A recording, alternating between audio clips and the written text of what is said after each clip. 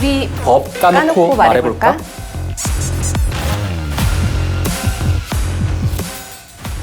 세상에서 가장 합법적인 싸움, 변호사들의 시원한 액션 토론쇼, 법까 말까. 안녕하세요. 저는 진행을 맡은 변호사 전수련입니다. 두 분 변호사님 모셨는데요. 이민정 변호사님. 네, 안녕하세요. 이민정 변호사입니다. 안녕하세요. 김주현 변호사입니다. 프로그램 룰 설명드리겠습니다.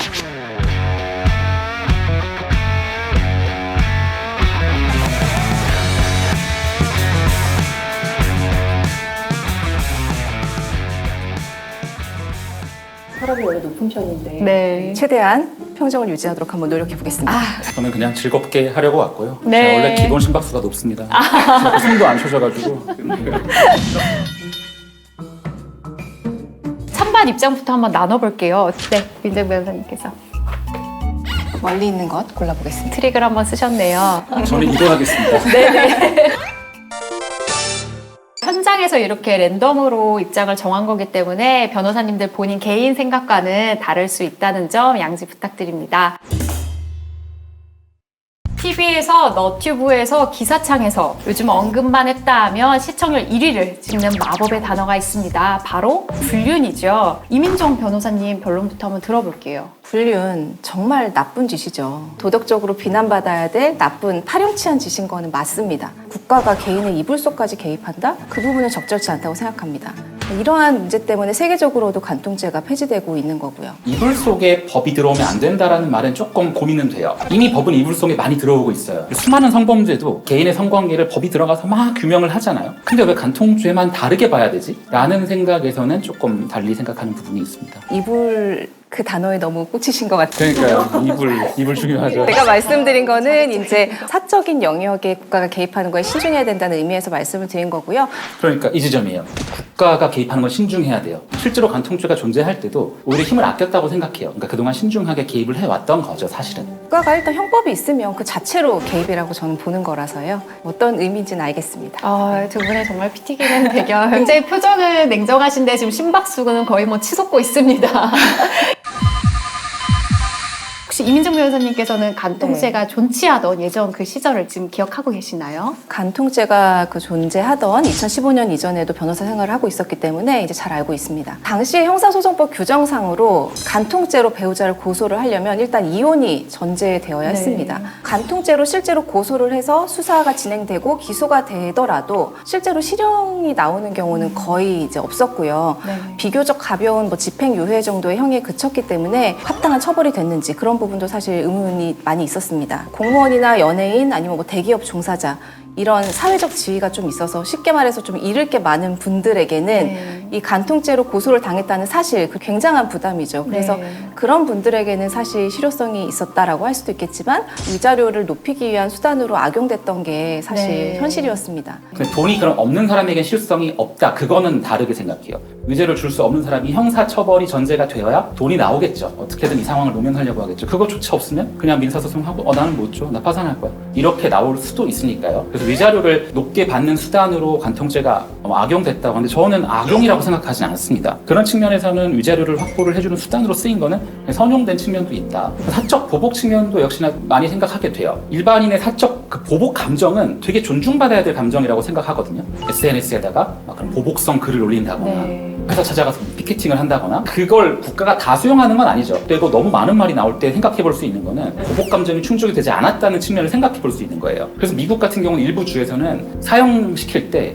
피해자의 유가족이 참관을 하게 해요. 내 진짜 사랑하는 사람을 잔인하게 살해한 사람이 죽는 장면을 봄으로써 뭔가가 하나의 해소가 되는 걸 우리는 사실 알고 있죠, 직관적으로. 간통죄 또한 그래요. 사적 보복에 나선다는 거는 국가가 뭘 안 해준다는 국민들의 그 불신의 한 영역이 있다는 거죠. 법이 존재한다는 거. 저는 이 상징성도 크다고 생각하거든요. 저는 이제 오히려 간통죄가 폐지된 이후에 이제 피해자에게 도움이 된 부분도 있다고 이제 생각을 하는데요. 2015년이니까 꽤 많은 시간이 흘렀는데 그 당시에 간통죄가 존재하던 시절에 어떤 민사나 가사 사건의 위자료 수준과 현재 위자료 수준이 크게 상향되지 않은 상태로 유지가 되고 있습니다.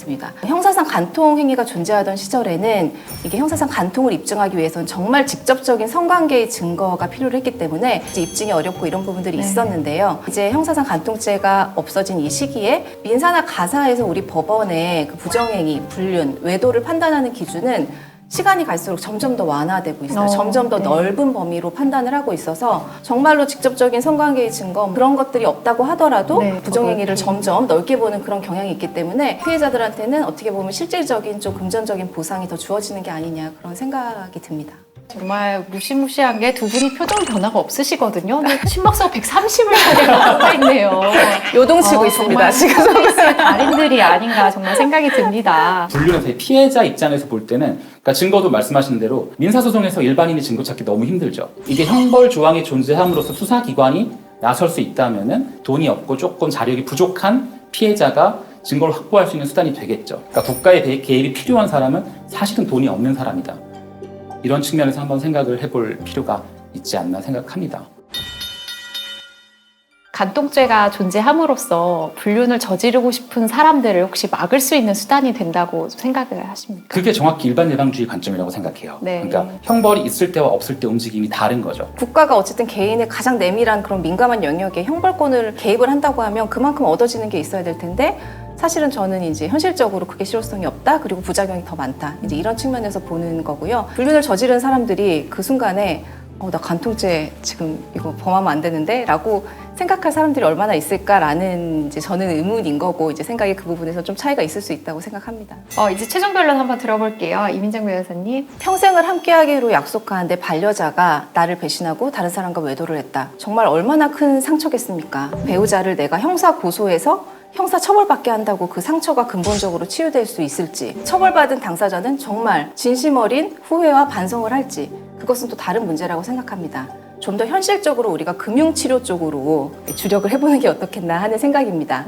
간통죄는 폐지됐지만 민사상 또는 가사상 손해배상을 외도를 한 배우자나 그 상간자를 상대로 우리가 할 수가 있습니다. 의뢰인분들이 상담을 오시면 저 위자료 얼마나 받을 수 있을까요? 최대한 땡겨서 받아주세요. 막 이렇게 얘기하시는데 그런 상담을 할 때 안타깝거든요. 네. 왜냐하면 우리 법원에서 아직까지 그 배우자의 부정행위에 대한 그 위자료를 인정하고 있는 금액이 한 2천만 원 안팎 정도라고 저희가 얘기를 합니다. 민사상 손해배상으로 금융치료를 받을 수 있는 그런 방안이 현실적이지 않나 그렇게 생각하고 있습니다. 불륜이 갖는 거는 저는 고통의 깊이든 그 넓이든 그 퍼져나가는 정도는 되게 크다고 생각을 해요. 아마 그 가족이 다 피해를 볼 겁니다. 그 자녀들이 겪는 트라우마가 있을 수도 있고요. 간통이란 행위는 명백히 피해자가 존재하는 범죄에 해당할 여지가 있다. 다수의 국민이 동의한다면 부활할 여지도 충분히 있는 거 아니야? 라고 생각해 볼 수 있다고 생각을 합니다.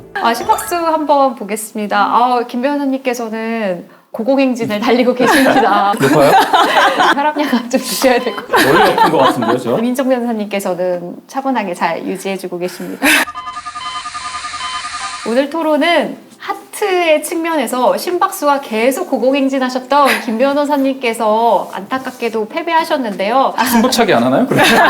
오늘 사실 주제 자체가 이미 헌법재판소 결론이 나 있는 주제이기 때문에 김 변호사님께서 사실 별로 하실 얘기가 없지 않을까라고 제가 내심 기대를 했는데 이게 웬일입니까?